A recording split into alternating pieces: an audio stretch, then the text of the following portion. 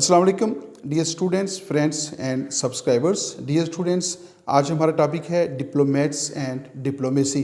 तो आज की इस वीडियो के अंदर जो है हम ये जानने की कोशिश करेंगे कि what is the meaning of diplomacy and definition of diplomacy. We will also discuss the different aspects of diplomacy. और इसके साथ जो है हम ये भी जानने की कोशिश करेंगे कि डिप्लोमेट्स जो हैं वो कौन पर्सनस होते हैं। आइए इस वीडियो का बाकायदा तौर पे आगाज़ करते हैं। Who is a diplomat? Diplomat कौन होता है? डिप्लोमेट यानी सफारतकार किसे कहते हैं? A diplomat is a public official who works on behalf of his और her country and helps to implement its foreign policy. यहाँ तक इसको पहले डिस्कस कर लेते हैं और उसके बाद फिर नेक्स्ट बात करेंगे। Diplomat is a public official, यानी डिप्लोमेट जो है वो एक पब्लिक ऑफिशियल होता है, यानी वो एक सरकारी अफसर होता है। Who works on behalf of her country, जो कि अपनी रियासत, अपनी स्टेट और अपने कंट्री के बिहाफ के ऊपर जो है किसी दूसरी रियासत के अंदर जाकर जो है काम करता है। And helps to implement its foreign policy.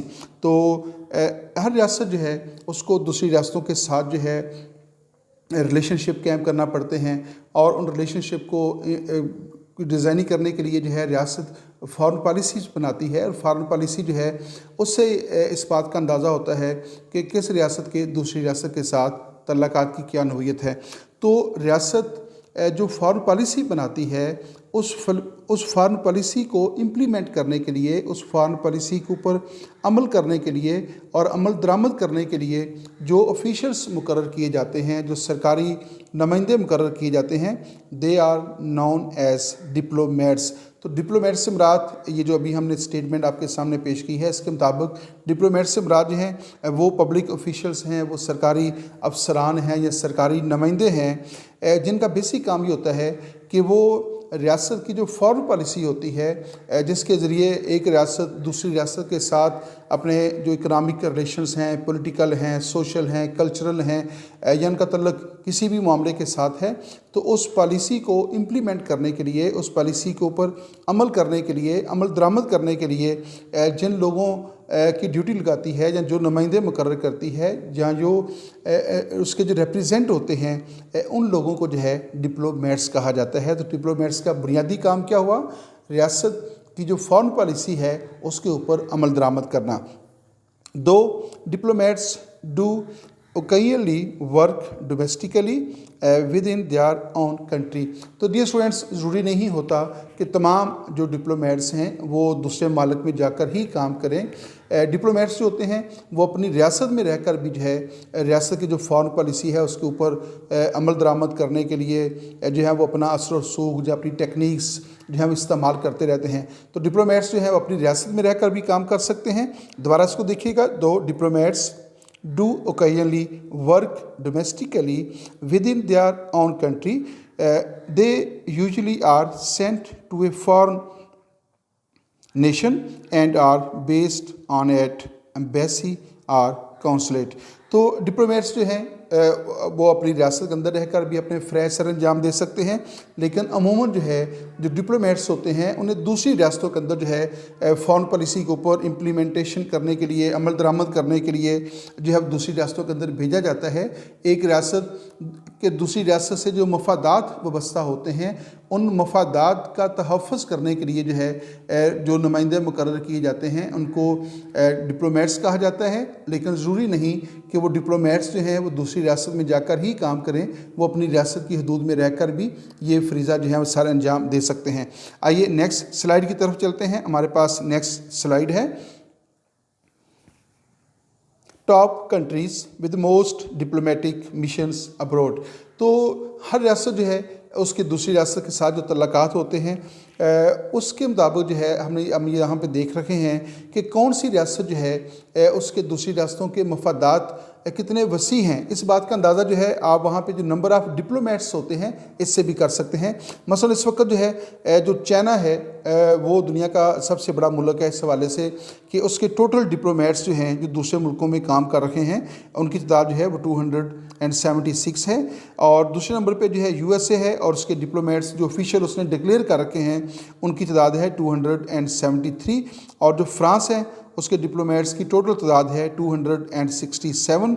और चौथे नंबर पे जापान है जिसके जो डिप्लोमेट्स हैं वो 247 जो हैं वो दूसरे मुल्क में जाकर काम कर रहे हैं। तो ये जो नंबर ऑफ़ डिप्लोमेट्स है उससे ये अंदाज़ा होता है कि किस कोई रियासत जो है उसके जो फ़ॉरेन पॉलिसी है वो कितनी हमाजहत है और किस कदर वसी है और उसके अंदर कितने ज़्यादा जो है वो मुख्तलिफ़ जो आस्पेक्ट्स हैं लाइफ के, सोशल हैं, कल्चरल हैं, पॉलिटिकल हैं, इकोनॉमिक हैं, मिलिट्री हैं, वार से रिलेटेड हैं, पीस से रिलेटेड हैं। तो ये सारी चीज़ें जो हैं चूँकि थ्रू डिप्लोमेट्स ही होती हैं, तो एक रियासत दूसरी रियासत के अंदर उसका जो डिप्लोमेटिक मिशन होता है जितना वसी होगा, इसका मतलब ये है कि उसके साथ उनके तल्लुकात जो हैं वो इतने ही मल्टी डायमेंशनल हैं, वो ज़िंदगी के तमाम शोबों के ऊपर जो है वो हावी होंगे। तो इस वक्त जो है China, USA, France and Japan वो मुल्क हैं जिनके डिप्लोमेट्स की तादाद जो है वो बाकी मुल्क से ज़्यादा है। नेक्स्ट स्लाइड हमारे पास है, N ambassador is the highest ranking diplomat officer. तो एक रियासत दूसरी रियासत के अंदर जो अपना डिप्लोमेटिक मिशन भेजती है, जो सफारती नुमाइंदे भेजती है, उसमें एम्बेसडर जो है वो कौन है? Ambassador is the highest ranking diplomat officer. तो जो एम्बेसडर है, एक रियासत दूसरी रियासत के अंदर जो डिप्लोमेटिक इन्वॉय भेजती है, अपने सफारती नुमाइंदे भेजती है, अगर उनकी तादाद जो है वो 50 है, 200 है, 300 है, तो उनमें से सबसे जो हाई रैंक ऑफिसर होता है that is called an ambassador. N ambassador is the highest ranking diplomat officer. तो पहली बात तो ये है कि जो सफारती अमला होता है उसमें सबसे आला ओहदेदार जो है वो एम्बेसडर होता है, designated by the government and its resident representatives in foreign state or before an international organization. तो जो एम्बेसडर होता है हर रियासत दूसरी रियासत के अंदर जो अपना आला तरीन सफारती हाईएस्ट रैंक जो ऑफिसर जो भेजती है वो डिप्लोमेट होता है, और इसकी तकर्री जो है मुतलका रियासत की जो गवर्नमेंट है वो उसकी अपॉइंटमेंट करती है, और दूसरी रियासत में भी उसकी अपॉइंटमेंट कर सकती है, या किसी इंटरनेशनल ऑर्गेनाइजेशन के अंदर जो है डिप्लोमेट्स की अपॉइंटमेंट्स भी हो सकती हैं, जैसे UNO है। तो हर तमाम रियासतों के जो नुमाइंदे वहाँ पे हैं वो सफारतकार ही कहलाएंगे, जो UNO के अंदर बैठकर जो है अपनी अपनी रियासतों का जो नेशनल इंटरेस्ट है और उनके जो बाकी मामलात हैं उनकी सिक्योरिटी के लिए, उनकी तहफ़्फ़ुज़ के लिए जो है वो बैठे हुए हैं। तो दोबारा इसको देखिएगा, an ambassador is the highest ranking diplomat officer designated by the government as its resident representatives in foreign state. तो एक रियासत दूसरी रियासत के अंदर जो अपना मुकीम सफारती नुमाइंदा भेजती है, जो वहाँ पे मुस्तकिल तौर पे मुकीम होता है और वहाँ पे रहकर वो अपनी रियासत के मफादात का तहफ़्फ़ुज़ करता है, वो शख्स जो है वो एम्बेसडर कहलाता है। और एम्बेसी का जितना भी अमला होगा, जितना भी स्टाफ उसका होगा, उसमें सबसे हाईएस्ट रैंकिंग डिप्लोमेट जो है वो एम्बेसडर कहलाता है। एम्बेसडर ज़रूरी नहीं है कि एक रियासत दूसरी रियासत में भेजे। एम्बेसडर जो है वो एक रियासत जो इंटरनेशनल ऑर्गेनाइजेशंस होती हैं, जैसे मैंने UNO का आपको बताया, तो UNO के अंदर भी एम्बेसडर की तकर्री जो है वो हो सकती है। आइए नेक्स्ट देखते हैं, हमारे पास नेक्स्ट स्लाइड है, हाई कमिश्नर। हाई कमिश्नर क्या है? High commissioner is the main representative of one commonwealth country in another commonwealth country or a person in charge of a high commission. Dear students, यहाँ पे दो बातें आपने याद रखनी हैं कि जो हाई कमिश्नर होता है वो भी हाईएस्ट रैंकिंग ऑफिसर होता है, जो एम्बेसडर होता है वो भी हाईएस्ट रैंक्ड ऑफिसर होता है। लेकिन एम्बेसडर में और जो कमिश्नर हाई कमिश्नर होता है उन दोनों में बुनियादी तौर पे फ़र्क होता है। जो हाई कमिश्नर है वो उन रियासतों के दरमियान उसकी अपॉइंटमेंट होती है जो कॉमनवेल्थ की मेंबर्स हैं। जैसे पाकिस्तान जो है वो कॉमनवेल्थ का मेंबर है, इंडिया कॉमनवेल्थ है, बरतानिया है, ऑस्ट्रेलिया है।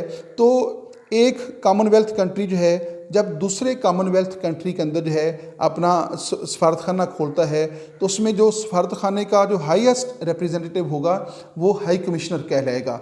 जैसे बरतानिया जब पाकिस्तान के अंदर अपना सफारतखाना खोलता है और उसमें जो सबसे आला नुमाइंदा होगा वो हाई कमिश्नर कहलाएगा, क्योंकि बरतानिया भी कॉमनवेल्थ कंट्री है और पाकिस्तान भी कॉमनवेल्थ कंट्री है।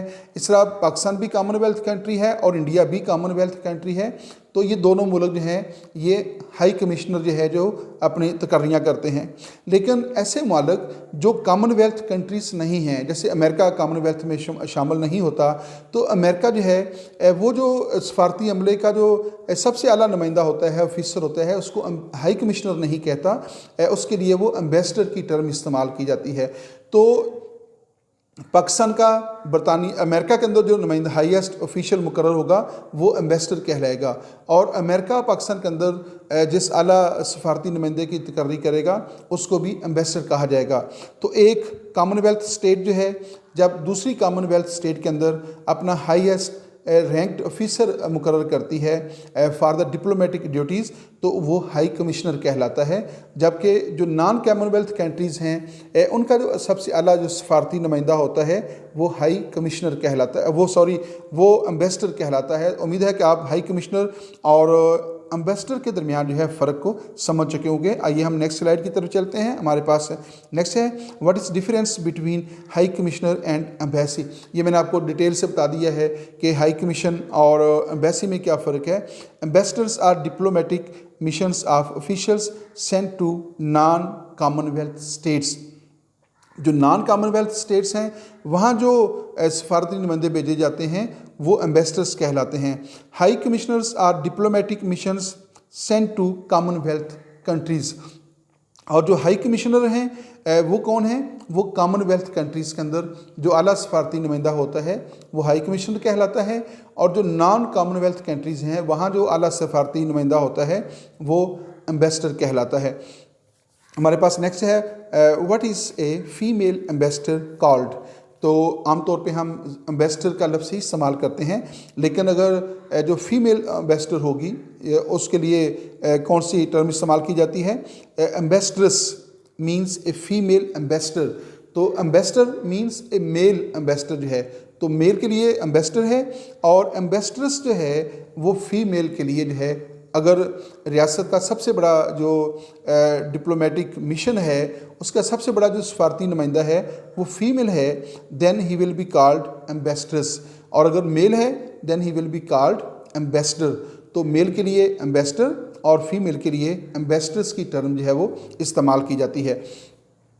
डेफिनेशन ऑफ पर्सोना ग्रेटा, लेकिन इससे पहले कि हम पर्सोना ग्रेटा और नेक्स्ट हमारे पास जो स्लाइड है वो है नॉन पर्सोना ग्रेटा की टर्म की वजाहत करें, मैं आपको थोड़ा सा इसको ब्रीफ कर दूं कि पर्सोना ग्रेटा का मतलब है एक्सेप्टेबल पर्सन, पसंदीदा शख्स, और पर्सोना नॉन ग्रेटा का मतलब होता है नॉन एक्सेप्टेबल पर्सन, यानी नापसंदीदा शख्स। पर्सोना ग्रेटा क्या है, पसंदीदा शख्स, और नॉन पर्सोना ग्रेटा ये है नापसंदीदा शख्स।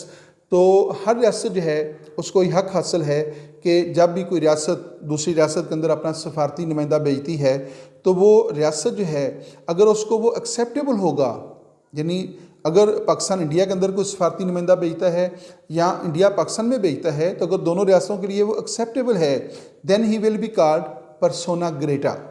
और अगर वो दोनों रियासतों उसका रिकॉर्ड ठीक नहीं है, माजी के अंदर जो है उसने कुछ दोनों रियासतों के मामलात में मुदाखलत की है या गैर ज़िम्मेदारी का मुजाहरा किया, तो देन जो है उसको कहा जाएगा persona non Greta. Persona Greta का क्या मतलब है, पर्सोना ग्रेटा का मतलब है पर्सनली एक्सेप्टेबल एंड वेलकम, यानी वो काबिल कबूल होता है, वो पसंदीदा शख्स होता है, और ऐसे लोगों को उस रियासत के अंदर जो है अपने सफारती जो ज़िम्मेदारियाँ हैं वो सर अंजाम देने की इजाज़त होती है। लेकिन जो नेक्स्ट हम पढ़ रहे हैं what is persona non grata जो है used for persona non grata Latin plural personae and non gratae. तो बेसिकली ये जो पर्सोना नॉन ग्रेटा है ये लेटिन वर्ड है personae non gratae, literally meaning unwelcome persons. तो लिटरली जो है इसका मतलब है अनवेलकम पर्सन्स, यानी नापसंदीदा शख्स जिसको खुश आमदीद ना कहा जाए, ना काबिल कबूल जो है शख्स, is a legal term used in diplomacy. तो ये जो पर्सोना नॉन ग्रेटा और पर्सोना ग्रेटा की जो टर्म्स हैं ये डिप्लोमेसी के अंदर जो है बहुत ज़्यादा इस्तेमाल होती हैं। That indicates a proscription against a foreign person entering or remaining in the country. होता ये है कि ये जो सफारती नुमाइंदे होते हैं इनको बहुत सारी इम्यूनिटीज़ हासिल होती हैं, इनको बहुत सारे मामलात के अंदर इस्तिस्ना हासिल होता है। और अगर एक सफारतकार जो है किसी दूसरी रियासत के कवानीन की खिलाफ वर्जी करता है तो बैनुल अक़वामी कवानीन के मुताबिक जो है वो रियासत जो मेज़बान रियासत है, मेज़बान रियासत होस्ट स्टेट जो है वो उसको सज़ा नहीं दे सकती। उसकी सज़ा सिर्फ ये है कि ऐसे शख्स को मुतासरा रियासत जो है वो उसको पर्सोना नॉन ग्रेटा करार देती है और अपने मुल्क से निकल जाने का हुक्म देती है। तो वो शख्स जो है वो वहाँ पे फिर ज़्यादा उसके बाद स्टे जो है करने का हकदार जो है वो नहीं रहता। तो जब भी शख्स जो है जो होस्ट स्टेट है, मेज़बान स्टेट जो है उसके रूल्स एंड रेगुलेशन की खिलाफ वर्जी करता है, कोई और वायलेशन उससे हो जाती है, तो वो अगर उस रियासत के इंटरेस्ट के ख़िलाफ़ काम कर रखा है या ऐसी सरगर्मियों में मुलव्वस है जो उस रियासत के लिए नुकसानदेह हैं, तो फिर जो मेज़बान रियासत होगी, मेज़बान रियासत को बैनुल अक़वामी कवानीन ये हक़ देती है कि ऐसे शख्स को वो अपने मुल्क से निकल जाने का हुक्म दे देती है। और ऐसे शख्स को कहा जाता है पर्सोना नॉन ग्रेटा, कि ये शख्स पर्सोना नॉन ग्रेटा है, ये नापसंदीदा शख्स है, हमारे लिए काबिल कबूल नहीं है, हम इसको मज़ीद वेलकम नहीं कह सकते। लिहाजा जो उसकी अपनी रियासत होती है, जिस रियासत को वो रिप्रेजेंट कर रहा होता है, वो रियासत जो है उसको वापस बुला लेती है। तो ऐसे शख्स को पर्सोना नॉन ग्रेटा कहा जाता है और जो according to the rules and regulation काम कर रहा होता है उसको पर्सोना ग्रेटा कहा जाता है। दोबारा इसको सुनिएगा, what is persona non grata used for. Persona non grata Latin plural है जो पर्सोनाए नॉन ग्रेटाए दो अल्फाज से ये मिलकर बना है। Literally meaning an unwelcomed persons is a legal term used in diplomacy, और ये डिप्लोमेसी की एक जनरल टर्म है। That indicates a proscription against a foreign person entering और रिमेनिंग इन द कंट्री। और ये टर्म उन लोगों के लिए इस्तेमाल की जाती है जो किसी दूसरे मुल्क के अंदर जो है सफारतकारी कर रखे हों और सफारतकारी के दौरान ज़िम्मेदारियाँ सर अंजाम देने के साथ जो है वो गैर ज़िम्मेदारी का मुज़ाहरा करें और उस रियासत के रूल्स एंड रेगुलेशन के ख़िलाफ़ काम करें। और जब रियासत समझती है अब ये शख्स हमारे लिए नुकसानदेह साबित हो रखा है तो फिर वो उसको अपने मुल्क से निकल जाने का हुक्म देती है। लेकिन उसको निकल जाने का हुक्म देने से पहले वो क्या कहती है कि ये शख्स पर्सोना नॉन ग्रेटा है और उसकी जो रियासत है, जिस रियासत उसका तल्लक है, उसको रियासत जो है वो इतला करती है कि अपने इस शख्स को जो है वो आप वापस ले जाएं। आइए नेक्स्ट देखते हैं types of diplomats according to their ranks. तो रैंक के मुताबिक जो है नंबर 1 है एम्बेसडर। एम्बेसडर उन रियासतों के अंदर इसकी अपॉइंटमेंट होती है जो नॉन कॉमनवेल्थ कंट्रीज़ हैं। दूसरे नंबर पे हाई कमिश्नर। हाई कमिश्नर भी हाई रैंक्ड ऑफिसर होता है, लेकिन इसकी तकर्री कॉमनवेल्थ कंट्रीज़, दूसरे कॉमनवेल्थ कंट्रीज़ के अंदर कहते हैं, जैसे पाकिस्तान बरतानिया में या बरतानिया पाकिस्तान के अंदर जो अपना आला सफारती नुमाइंदा मुकर्रर करेगा he will be called as high commissioner. लेकिन जो पाकिस्तान अमेरिका के अंदर या अमेरिका पाकिस्तान के अंदर जो अपना आला सफारती नुमाइंदा मुकर्रर करेगा he will be called ambassador. तो हाई कमिश्नर की तकर्री कॉमनवेल्थ कंट्रीज़ आपस में करते हैं। नेक्स्ट है चार्ज डी अफेयर्स। ये जो हाई कमिश्नर है या एम्बेसडर है उससे निचले दर्जे का ये ऑफिसर होता है। और फिर है इनवाय कासद, ये भी उससे निचले दर्जे का होगा। और अताशी जो है ये फिर उससे निचले दर्जे का। और भी बहुत सारे रैंक्ड ऑफिसर्स होते हैं, लेकिन यहाँ पे जो है वो मुख्तसर तौर पे 5 मुख्तलिफ जो रैंक्स हैं उनके नाम बताए गए हैं। Ambassador, high commissioner, chargé d'affaires, envoy and attaché. Dear students, ये जो अताशी है ये इसका लफ्ज़ हमारे यहाँ बहुत ज़्यादा इस्तेमाल होता है। मिलिट्री अताशी, यानी जब अमेरिका से कोई नुमाइंदा आता है तो हम कहते हैं, खबर आती है कि अमेरिका का फ़लाँ मिलिट्री अताशी जो है वो पाकिस्तान में आया हुआ है। तो मिलिट्री अताशी हो सकता है, इकोनॉमिक हो सकता है, पॉलिटिकल अताशी हो सकता है। तो ये किसी भी मकसद के लिए जो है ये टर्म इस्तेमाल की जा सकती है। Military attaché is an army officer serving with an embassy or attached as an ambassador observer to a foreign army. Military attaché कौन है? Is an army officer. वो मिलिट्री अताशी को कौन होगा? आर्मी ऑफिसर होगा। सर्विंग विद एन एम्बेसी, जो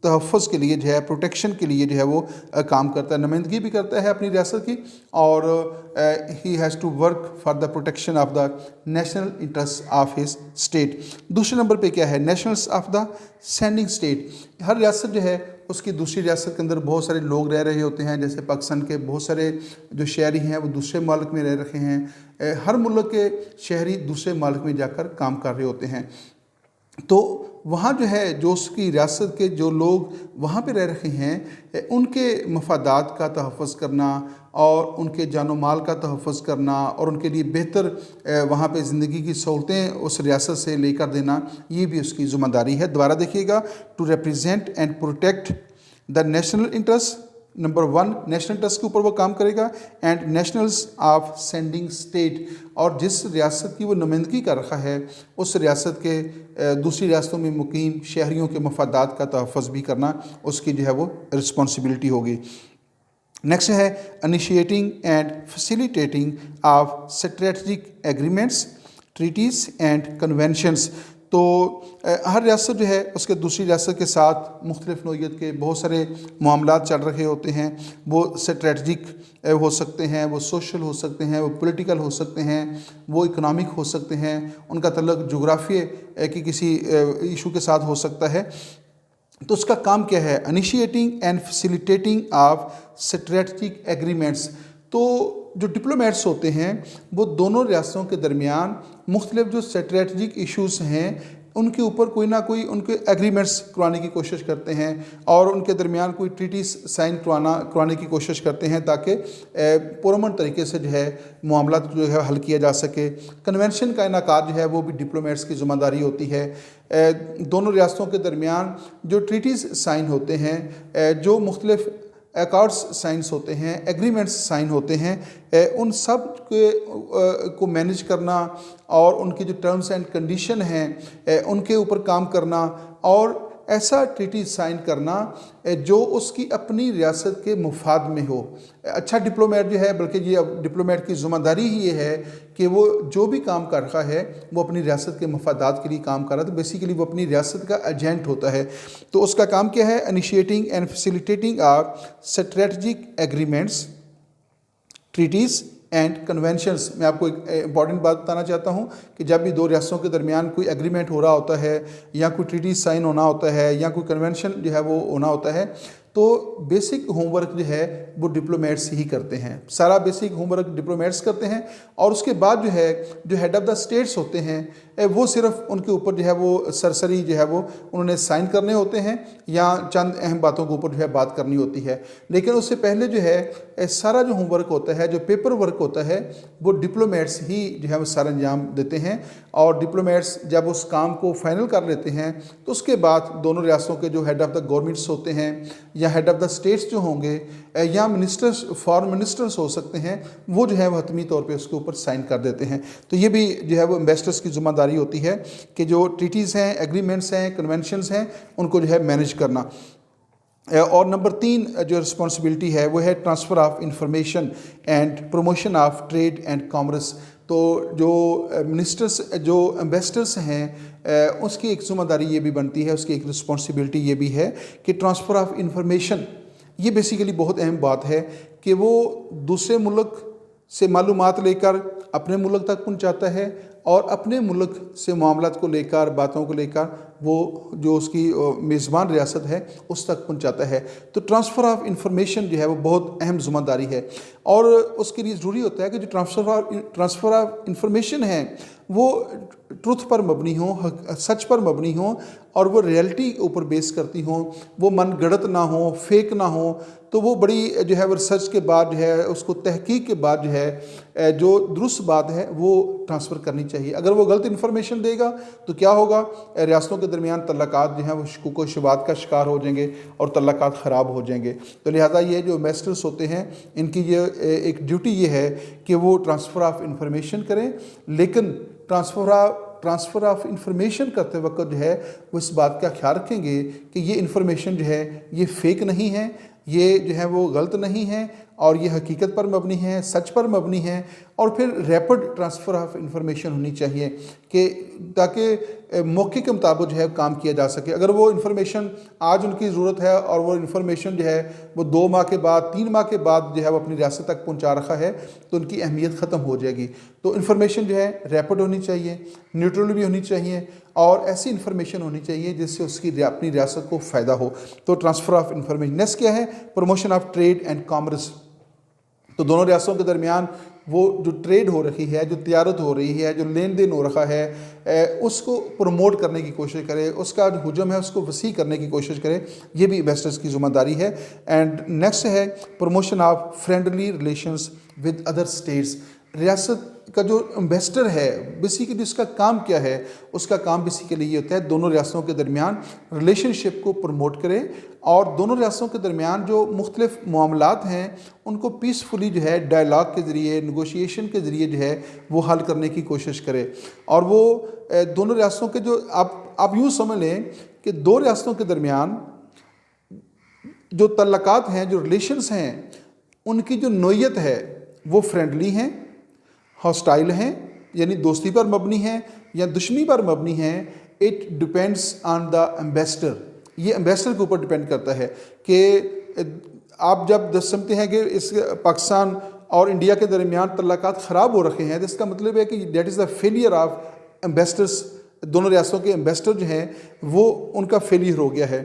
अगर पाकिस्तान और अमेरिका के दरमियान तल्लकात कशीदा हो रखे हैं तो इसका मतलब है कि जो हमारे एम्बेसडर्स हैं, जो हमारा एम्बेसी का जो अमला है वो अपनी ज़िम्मेदारियाँ पूरी नहीं कर रहा और वो अमेरिका को कन्विंस नहीं कर सका कि पाकिस्तान के ये मसाइल हैं, पाकिस्तान के ये मामलात हैं, और उनको पाकिस्तान के पेज पर नहीं ला रहा। तो ये डिपेंड करता है आपके जो एम्बेसी का जो अमला होता है। Promotion of friendly relations with other states, तो बेसिकली उनका काम यही होता है कि दूसरी रियासतों के साथ फ्रेंडली रिलेशनशिप कायम करें, और अगर कहीं इख्तलाफात पैदा हो जाते हैं, कोई जंग की कैफियत पैदा हो जाती है, तो उन इख्तलाफात को, उन इशूज़ को और उन प्रॉब्लम्स को जो है, उस कन्फ्लिक्ट को जो है पुरअमन तरीके से हल करे। और बेसिकली यही उसका जो है वो काम होता है कि रियासतों के दरमियान पैदा होने वाले जो कॉन्फ्लिक्ट्स हैं, तनाज़ात हैं, उनको पीसफुली जो है वो सॉल्व करने की कोशिश करे। तो ये उसकी ड्यूटीज़ में शामिल है। Ambassadors, who is ambassador? Ambassador कौन है या डिप्लोमेट कौन होता है? Who is diplomat? When A diplomat says yes he means perhaps, and when he says perhaps he means no, and when he says no he is no diplomat। तो diplomat जो है वो बेसिकली डायलॉग के ज़रिए, communication के ज़रिए, गुफ्तो शुनीद के ज़रिए जो है वो मसाइल को हल करने की कोशिश करता है। जब भी उसके सामने कोई इशू रखा जाता है, कोई कॉन्फ्लिक्ट रखा जाता है, कोई प्रॉब्लम रखा जाता है, he never say yes, sorry, he never says no. वो कभी नहीं कहेगा, वो कह नहीं सकता कि इस मसले का कोई हल नहीं है, क्योंकि उसका काम यह है कि उन तमाम मसाइल को नेगोशिएशन के ज़रिए पीसफुली जो है सॉल्व करे। तो जब वो कहेगा कि नो, इसका मतलब है कि वो डिप्लोमेट नहीं है। उसका काम यह है कि वो नेगोशिएशन के ज़रिए जो है वो मसाइल का हल तलाश करे। लेकिन डिप्लोमेट के बारे में ये बात कही जाती है कि when he says yes he means perhaps, यानी जो वो कहता है वो होता न वैसा होता नहीं है। अगर वो उसके सामने कोई इशू रखा जाता है और वो कहता है कि यस, इसका मतलब है परहैप्स, और अगर वो कहता है perhaps it means no. And when he says no, अगर उसके सामने आपको मसला रखते हैं और वो कह देता है कि नो, इसका कोई हल नहीं है, तो इसका मतलब है कि वो डिप्लोमेट नहीं है। डिप्लोमेट जो है आपको यस और परहैप्स की स्टेज के ऊपर रखता है, लेकिन वो आपको डायरेक्टली जो है किसी भी मामले के ऊपर नो नहीं कह सकता। ही कैन नॉट से नो। अगर वो कह देगा तो इसका मतलब है कि वो डिप्लोमेट नहीं है। डिप्लोमेट बेसिकली रियासती मामलात को, दो रियासतों के दरमियान मामलात को या ज़्यादा रियासतों के मामलात को पुरअमन तरीके से पीसफुली सॉल्व करने का नाम है। और अगर जंग होती है, दो रियासतों के दरमियान जंग हो जाती है, तो जंग का मतलब होता है failure of diplomacy. Failure of diplomacy है जंग का होना, फेलियर ऑफ डिप्लोमेसी है। जहाँ पे जिस पॉइंट पे जाकर डिप्लोमेसी नाकाम हो जाती है तो नेक्स्ट जंग जो है वो शुरू हो जाती है। यहाँ पे इस वीडियो का ख़त्म होता है। आई थिंक कि आपको कुछ नई चीज़ें देखने को मिली होंगी। इससे पहले भी जो है डिप्लोमेसी के ऊपर, काइंड्स ऑफ डिप्लोमेसी के ऊपर बड़ी डिटेल गुफ्तगू है और डिप्लोमेसी के मीनिंग के ऊपर भी है। आज इस वीडियो के अंदर कुछ नई चीज़ें मैंने ऐड की हैं। उम्मीद है आपको ये हमारी मुख्तसर सी कावज पसंद आएगी। लेकिन एक बात ज़रूर ध्यान में रखिएगा कि अपने जो कमेंट्स हैं वो ज़रूर दिया करें, क्योंकि आपके जो कमेंट्स होते हैं वो हमें जो है वो एक नया काम करने के लिए जो है मोटिवेट भी करते हैं और हमें ये भी अंदाज़ा हो जाता है कि हमारे ये जो कावश है ये किसी शख्स के लिए कोई मुफीद भी साबित हो रही है या ये जो है वो एक जस्ट वेस्टेज ऑफ टाइम है। तो हमारी हौसला अफजाई भी होती है। अगर आप उसको सराहेंगे तो हमारी हौसला अफजाई होती है। अगर आप उसके ऊपर कोई तनकीद करते हैं तो उसका मतलब ये होता है कि हम नेक्स्ट जो है वो आपके मशवरे के मुताबिक नया काम जो है अच्छे तरीके से जो है वो परफॉर्म करेंगे। उम्मीद है कि आप हमारी इन हदायत के ऊपर जो है वो ज़रूर जो है वो नज़र रखेंगे। इजाज़त दीजिएगा।